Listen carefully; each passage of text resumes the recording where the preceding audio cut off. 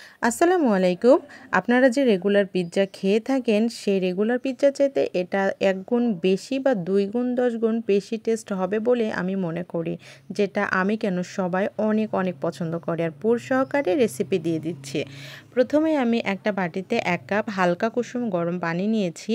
এটাতে ৩ চা চামচ দিয়ে দিলাম চিনি, পরিমাণ মতো লবণ, ১ কাপ গুঁড়া দুধ, ১টা ডিম, ১ চা চামচ ইস্ট দিয়ে প্রথমে এগুলো একটু হ্যান্ড উইচের সাহায্যে মিশিয়ে নিলাম। তারপরে দিয়ে দিচ্ছি ২ কাপ ময়দা।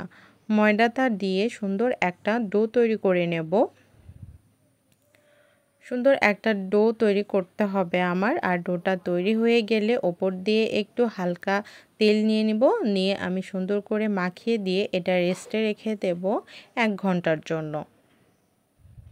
পিৎজার পুরের জন্য আমি এখানে হাড্ডি ছাড়া মুরগির মাংস নিয়ে নিয়েছি।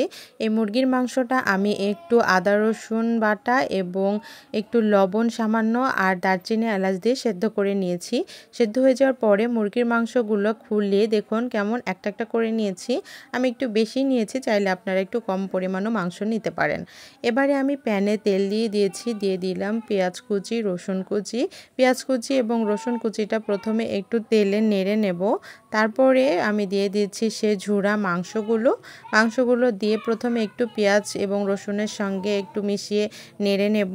তারপরে এর মধ্যে কিছু মশলা অ্যাড করব, যেমন মরিচের গুঁড়া, গরম মশলার গুঁড়া, ভাজা জিরার গুঁড়া,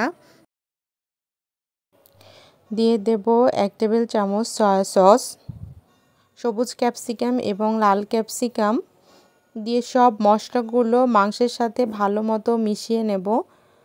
মেশানো হয়ে যাবে তখন দিয়ে দেব পরিমাণ মতো লবণ। লবণটা একটু কম করেই দেবেন, যেহেতু মাংস সেদ্ধ করতে একটু দিয়েছি।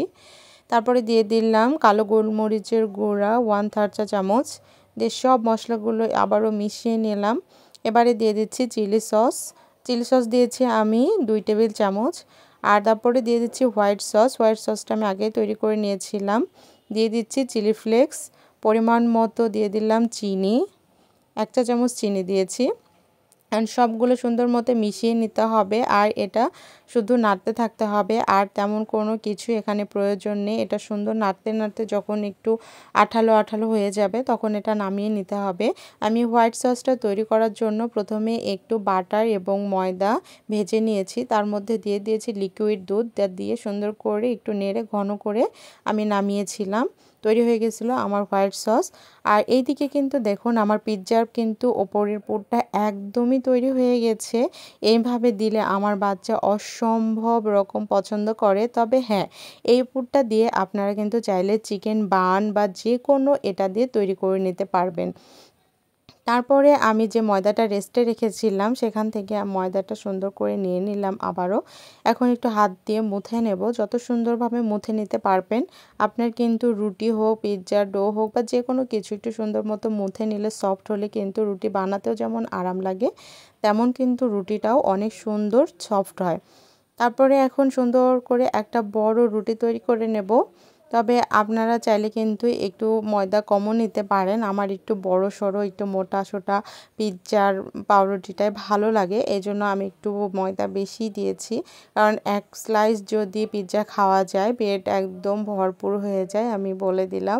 আপনারা চাইলে একটু ময়দাটা কম নিতে পারেন। তবে হ্যাঁ, ১ কাপ ময়দার জন্য হাফ চা চামচ ইস্ট ব্যবহার করবেন।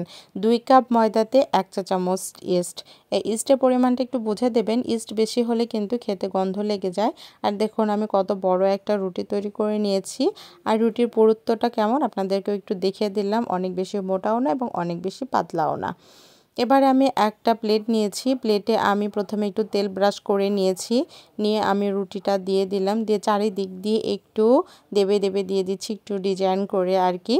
তারপরে কাঁটা চামচ দিয়ে একটু জাস্ট ফোঁটা ফোঁটা করে দিচ্ছি। আর আমার ছেলে মানে এগুলো রেসিপি যখন তৈরি করি বাসায় সবাই মনে হয় যেন এক্সাইটেড হয়ে থাকে। দিয়ে দিচ্ছি একটু টমেটো সস। আপনারা চাইলে এখানে পিৎজা সসটাও ব্যবহার করতে পারেন। পিৎজা সসটা দিয়েও এভাবে সুন্দর করে মেল্ট করে দেবেন পুরের রুটিটাতে। তারপরে আমি যে পুরটা তৈরি করেছি সে পুরটা ওপর দিয়ে দিয়ে দিচ্ছি। এটা করলে কিন্তু পুরো পিৎজাটা চিকেন চিকেন হয়ে থাকে, যেটা আমার বাচ্চার এবং আমাদের বাসায় দেখেছি খুবই সবার জনপ্রিয়। তো পুরো পিৎজাটাতে আমি চিকেনের পোরটা মেল্ট করে দিয়ে দিলাম। আর এবার চিজ দেওয়ার পালা। এই চিজটা আমি বাসায় তৈরি করেছি। বাসায় তৈরি চিজের যদি রেসিপি নিতে চান তাহলে অবশ্যই আমি লিংক দিয়ে দেব, বা এর আগের দিনের ভিডিওতে আমি দিয়ে দিয়েছি, আপনারা চাইলে দেখে নিতে পারেন। আর হ্যাঁ, আমার রেসিপিগুলো যদি আপনাদের ভালো লাগে তাহলে অবশ্যই আমার চ্যানেলটি সাবস্ক্রাইব করবেন। আর যারা ফেসবুক পেজ থেকে দেখছেন তারা অবশ্যই ফলো দিয়ে দেবেন, লাইক কমেন্ট করতে একদমই ভুলবেন না। তারপরে একটু ডেকোরেশন করে দিলাম, ওপর দিয়ে একটু চিলি ফ্লেক্স দিয়ে দিলাম, এবং আমার সবুজ ক্যাপসিকাম ছিল না দেখে আমি একটু মরিচ ফাঁড়ি করে দিয়ে দিয়েছি, এবং লাল ক্যাপসিকাম দিয়ে দিয়েছি। আপনারা চাইলে ব্ল্যাক অলিভ দিয়ে দিতে পারেন, যার যার মতো ডেকোরেশনটা করে নেবেন। তারপরে আপনারা চাইলে ইলেকট্রিক ওভেনেও বেক করে নিতে পারেন, আবার চাইলে চুলাতেও বেক করে নিতে পারেন। আমি এবার একটা হাঁড়ি নিয়েছি, এভাবে রুটিটা দেখেছি অনেক সুন্দর হয়, তলাও একদমই লেগে যায় না, এই জন্য আমি এভাবে বেক করে নিয়েছি। এটা 20 থেকে 25 মিনিটের মধ্যে আলহামদুলিল্লাহ পুরোপুরি হয়ে যায়। আর পিৎজাটা কাটার জন্য আমার ছেলে আগে পিৎজা কাটার নিয়ে বসে আছে, কখন পিৎজাটা কাটবে, যদিও বা সে কাটতে পারেনি। দেন পরে আমি সবাইকে কেটে সার্ভ করলাম। আর আমার পিৎজাটা কত সুন্দর মতো দেখুন প্লেট থেকে উঠে আসছে, এবং একটুও নিচে লেগে নাই, মানে এতটা সুন্দর হয়েছে। এই পিৎজাটা আমাদের বাসায় সবাই অনেক পছন্দ করে, কারণ পুরো পিৎজাটা একদম চিকেন হয়ে থাকে। আপনারা চাইলে একটু ভিন্ন রকমভাবে কিন্তু একদিন তৈরি করে দেখতেই পারেন, চাইলে আবার আপনারা এটাতে বান তৈরি করেও দেখতে পারেন। আশা করি রেসিপিটি ভালো লেগেছে।